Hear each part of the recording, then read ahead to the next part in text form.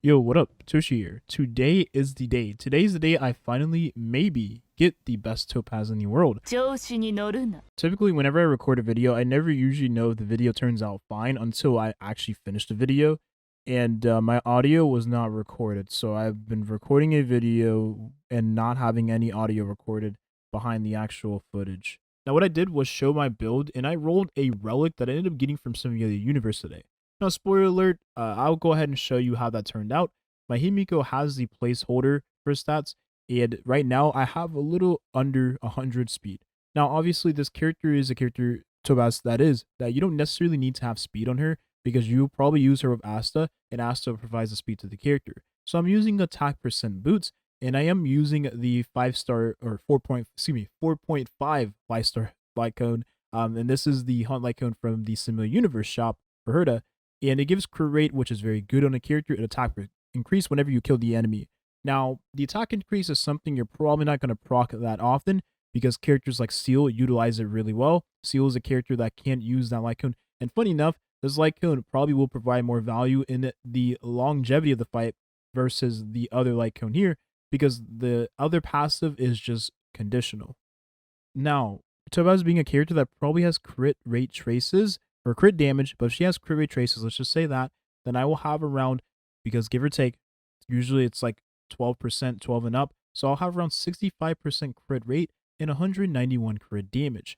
This crit ratio is going to be very solid in the character because as of right now, well, you have no other ways of getting crit, especially if you use her in a team with Asta, and characters like Yukong can provide crit to the team, but are you really going to use, Yukong with Topaz? Probably not.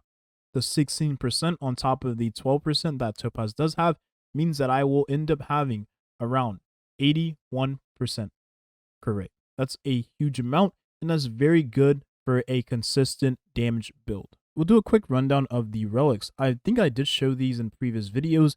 Obviously, my relics have been incredible when it comes to the 4-piece fire. I am using the 4-piece fire on Topaz because I will be utilizing the full passive. I plan to use her elemental skill, and I plan to use her ult a lot. That means the ult will increase the damage of Numby whenever Numby takes that follow-up attack hit. And then obviously you want crit damage. Those are the two most important stats on the character. She does have low base attack, keep that in mind. So having attack percent and subs would be very, very valuable in the character.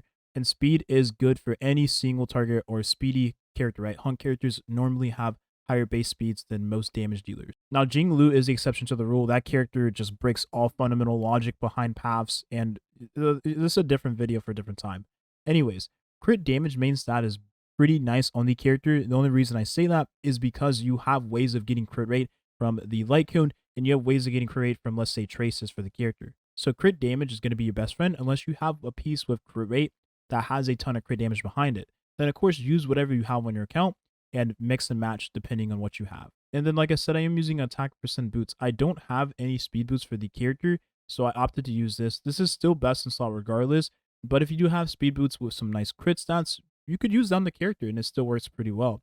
I'd probably go as far as say it will turn out to be just like using attack percent, just you'll have more damage because you'll be taking more turns because you'll be faster than if you didn't have speed boots to begin with. Asta speed does stack on top of the speed boots for the character, so the faster you make her, the better, honestly. And I am using NR Salcedo, which is best in slot for the character. I did speak on this in my previously recorded video until the audio bugged out. But NR Salcedo is going to be best in slot on the character for indefinitely. And the reason being is because Topaz and Numby only deal damage and follow-up attack.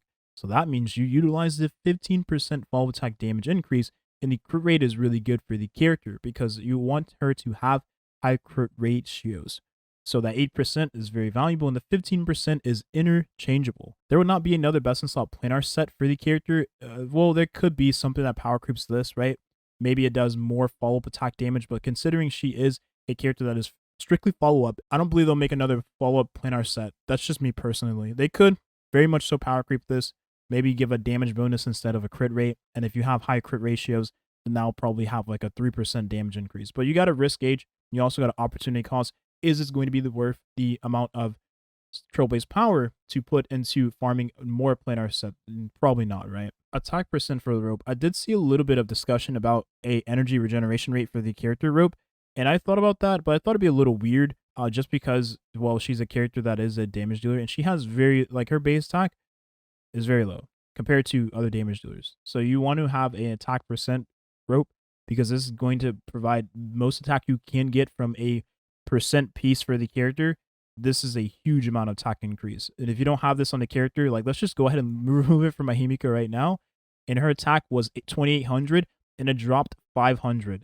You want to have attack percent link rope on the character because that is a huge, huge, huge, huge stat decrease for.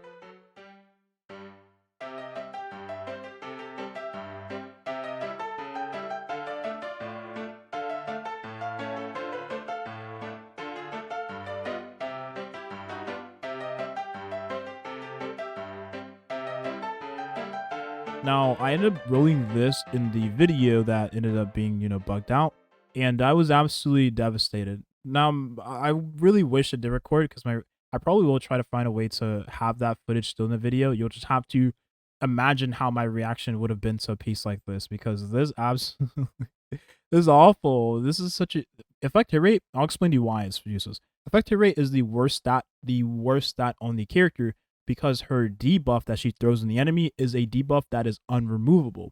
So unremovable debuffs do not need any effect hit rate.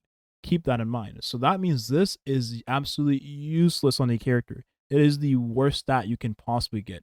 I would go as far as say defense and HP percent has more value because this is the worst single hand stat you could ever get on the character. If this was speed instead of effect hit rate, this would be an amazing piece. Attack percent instead of this, amazing piece. But it absolutely broke my heart and I was very sad about it. So for now, I will continue using this and maybe someday I'll get a better piece, right? Maybe someday. Now, really quickly, whenever my crit ratio does improve, let's just go ahead and say hypothetically I do get a very solid planar spear. Then I plan to use swords play on the character because this is going to be a huge damage increase for the character, right? You get up to 40% damage bonus, and if you have it at high refinements, then it should be 80%. That is a massive amount of fire damage boost you get for the character, right? Because the damage dealt is counted as fire damage boost, which is calculated last. That is huge damage for the character. And considering that her and Numby do a lot of multi-hits, you're going to love this like on the character.